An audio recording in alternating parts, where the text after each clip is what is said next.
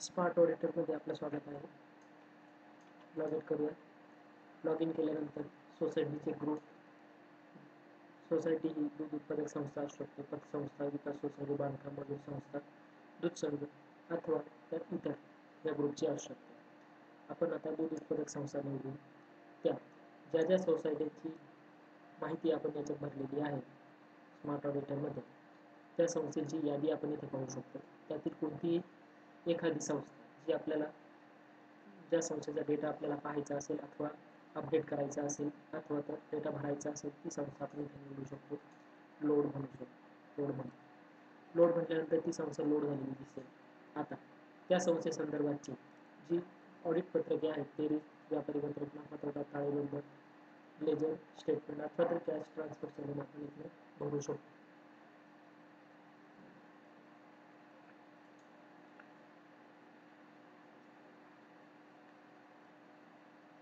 खतावणी group अथवा जर नवीन खतावणी आपण तयार करू शकतो. जर ही खतावणी वैयक्तिक त्या संस्थेपुरती मर्यादित असेल तर विजिबल टू ऑल हा चेकबॉक्स अनटिक करावा, म्हणजे टिकमार्क करू नये. अथवा तर जर तयार केलेली खतावणी ही कॉमन असेल तर आपण ती ह्या चेकबॉक्सवर क्लिक करून ती खतावणी सर्व नवीन तयार केलेल्या संस्थेमध्ये आपण ती ॲड करू शकतो. खतावणीचे नरेशनही आपण ॲड करू शकतो. अशा पद्धतीने आपण खतावणी मेंटेन करू शकतो, एडिट करू शकतो. खतावण्यांचा प्रकार उत्पन्न खर्चाची असू शकते, खरेदी विक्रीची असू शकते अथवा तो ताळेबंदची खतावणी असू शकते. यानंतर आपण कस्टमर मास्टरचाही वापर करू शकतो, ज्यामध्ये आपण वैयक्तिक कस्टमर प्रमाणे खाते मेंटेन करू शकतो.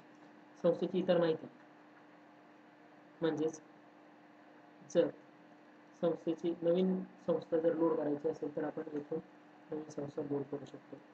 त्याचबरोबर संस्थेची इतर माहिती जी असेल, संस्था आरंभीची माहिती, खतावण्यांची माहिती आपण अपडेट करू शकतो. 23 ताळेबंद,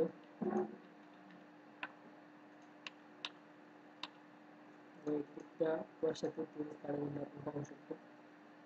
ताळेबंद हा ग्रुप प्रमाणे अथवा तर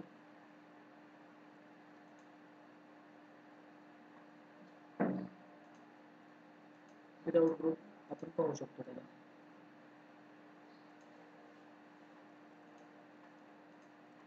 व्यापारी पत्रक ग्रुप प्रमाणे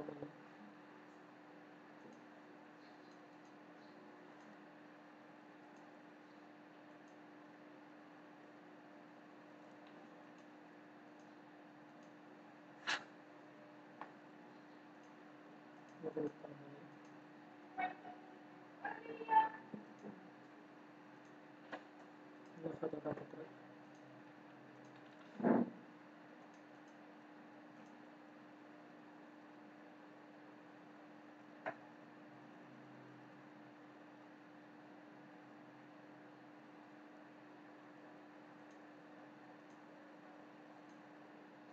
त्याचप्रमाणे ताळेबंद,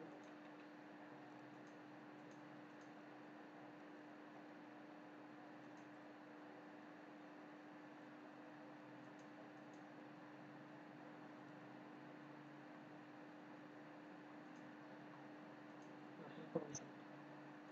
त्याप्रमाणे कॅश चलन, ज्या ठिकाणी तुम्ही नावे जमा अशा प्रकारे व्यवहार निवडू शकता.